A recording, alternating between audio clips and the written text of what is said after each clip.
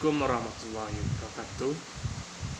Perkenalkan, nama saya Fairuz Fadilah, Prodi Sejarah Peradaban Islam, NIM 2011-02-0015, UIN Imam Bonjol Padang.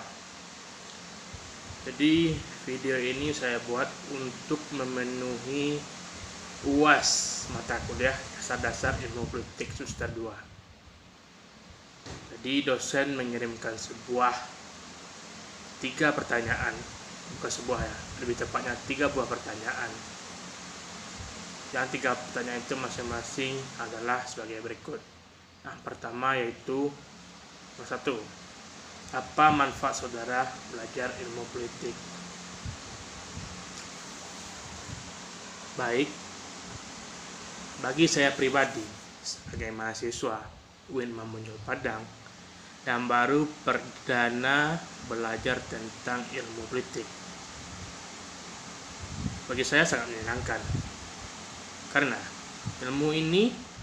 disiplin ilmu ini disebut sebagai ilmu tertua, ilmu sosial yang tertua. Bagaimana tidak, gagasan tentang bernegara sudah berkembang seiring dengan lahirnya negara itu sendiri.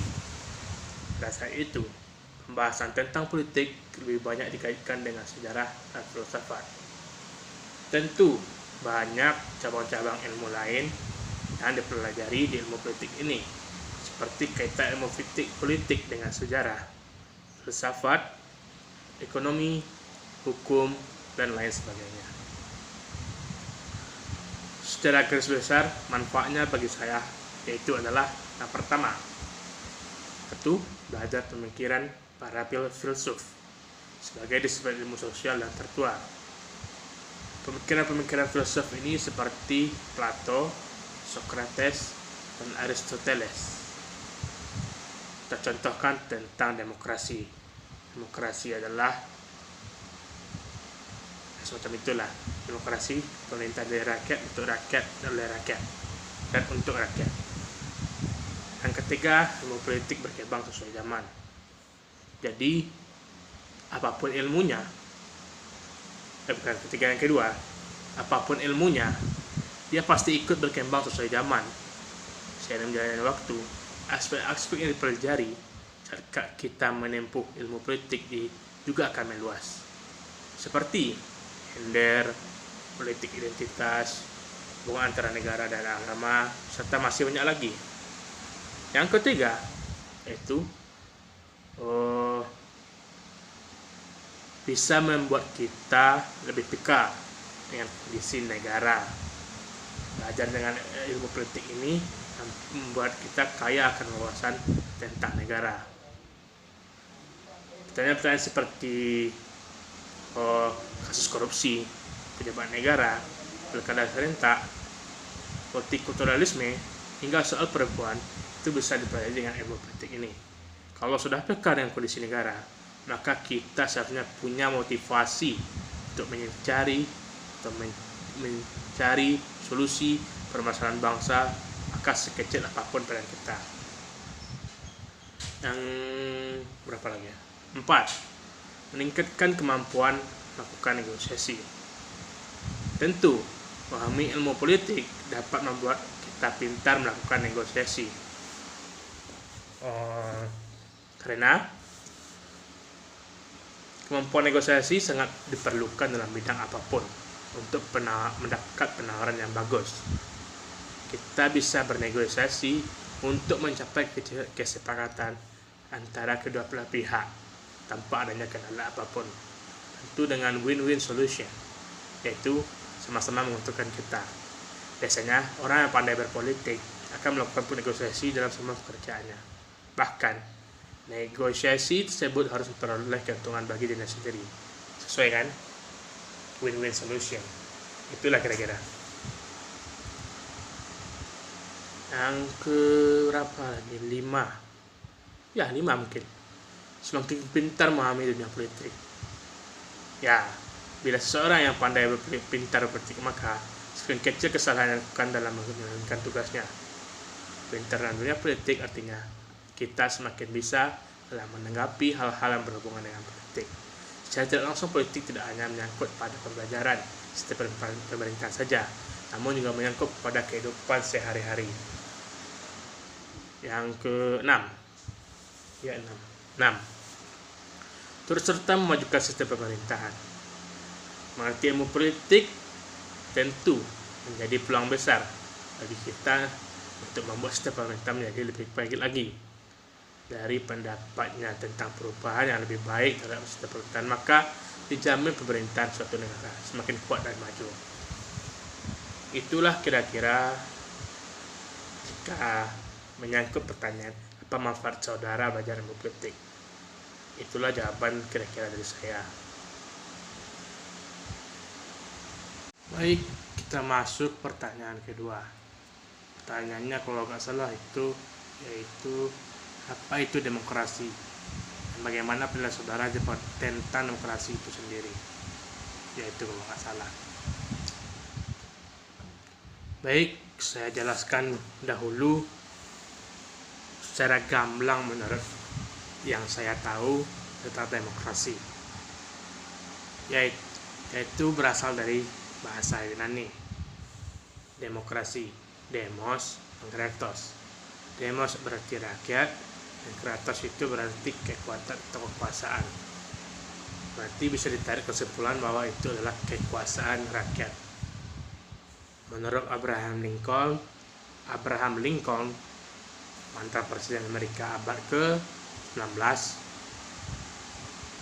menurut dia demokrasi itu adalah sistem pemerintahan yang diselenggarakan dari rakyat, oleh rakyat, dan untuk rakyat. Demokrasi terbagi atas dua.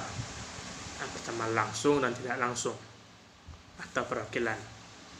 Di Indonesia sendiri, demokrasi yang sering dipakai yaitu tidak langsung.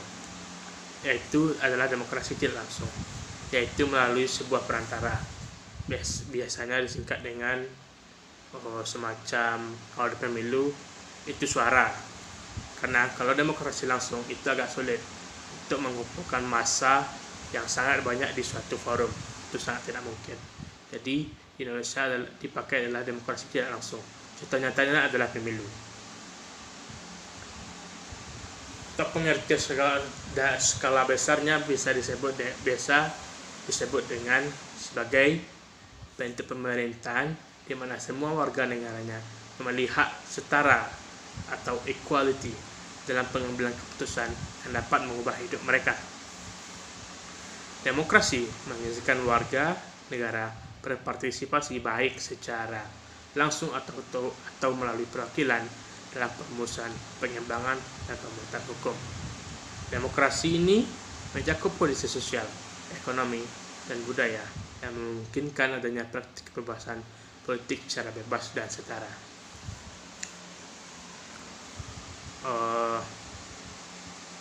Kalau ditanya bagaimana pendapat saya tentang demokrasi itu sendiri, khususnya di Indonesia bisa dikatakan cukup berhasil karena sudah sampai demokrasi ini ke elemen paling bawah masyarakat. Artinya apa? Demokrasi ini rakyat kita diberikan partisipasi dalam membangun sebuah negara, khususnya dalam bidang politik. Kita bisa lihat di Indonesia dengan demokrasi tidak langsung memungkinkan adanya sebuah lembaga eksekutif yang biasa kita kenal dengan MPR, DPR, atau DPD, yang isinya adalah perwakilan-perwakilan dari setiap provinsi yang diambil di Indonesia. Kita bisa tahu lah kalau DPR, DPD itu merupakan sebuah wadah untuk menampung aspirasi dari masing-masing pulau provinsi yang ada di Indonesia. Demokrasi Indonesia ini ya termasuk yang paling beragam lah masyarakatnya, yaitu bagaimana negara kita ini menyatukan orang dari berbagai etnis, ras, suku, dan budaya menjadi satu dalam sebuah demokrasi yang itu disebut dengan demokrasi Pancasila. Ya, Pancasila. Demokrasi yang diambil berdasarkan 5 sila yang ada di Pancasila. Kita bisa tahulah demokrasi ketuhanan Yang Maha Esa, kemanusiaan dan beradab, persatuan Indonesia, kerakyatan dipimpin oleh hikmat kebijaksanaan dan permusyawaratan perwakilan, serta kesatuan keadilan sosial bagi seluruh rakyat Indonesia. Itu semua sudah jelas bagaimana tujuan dari demokrasi Indonesia tersebut. Tujuannya adalah mengarah sesuai dengan Pancasila negara kita. Itulah kira-kira. Baik, pertanyaan ketiga yaitu, kalau tidak salah ya, pertanyaannya adalah apa yang dimaksud dengan partai politik dan bagaimana pendapat saudara tentang partai politik di Indonesia. Baik, saya jelaskan secara gamblang apa itu partai politik dulu. Itu bisa diartikan sebagai organisasi politik yang menjalani ideologi tertentu atau dibentuk dengan tujuan umum. Definisi lainnya adalah kelompok yang terorganisir yang anggotanya mempunyai orientasi, nilai-nilai, dan cita-cita yang sama. Tujuan dan cita-cita yang sama. Tujuan kelompok ini ialah untuk memperoleh kekuasaan politik dan merebut kedudukan politik. Biasanya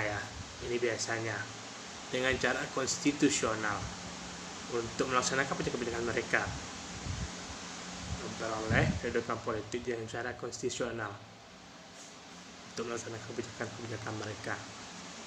Artinya untuk memperebutkan kursi lah istilahnya di DPR dan MPR.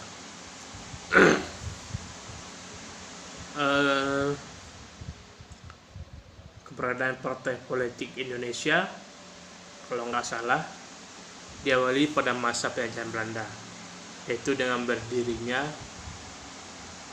Budi Utomo pada tahun 1908 di Jakarta oleh Dr. Wahidin Sudirohusodo dan kawan-kawannya. Walaupun pada waktu itu Budi Utomo belum bertujuan ke politik murni, tetapi keberadaan Budi Utomo sudah diakui para peneliti dan pakar sejarah Indonesia sebagai perintis organisasi modern. Dengan kata lain, Budi Utomo merupakan cikal bakal dari organisasi massa atau organisasi politik di Indonesia.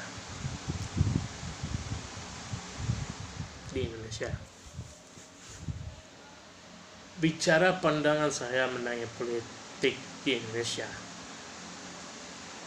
biasa dikatakan akhir-akhir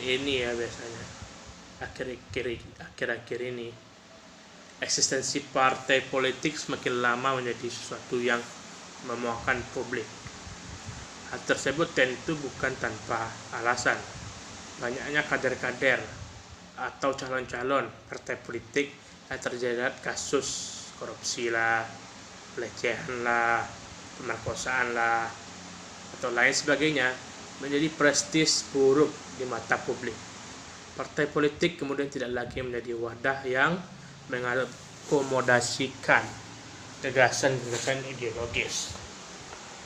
Tidak lagi menjadi rumah bagi kelangsungan kepentingan rakyat, melainkan tidak lebih sebagai tempat berburu rekomendasi pencalonan semata. Jika hal ini terus terjadi, maka bisa dipastikan peran dan eksistensi partai politik di masa yang akan datang akan digantikan oleh sesuatu yang lain.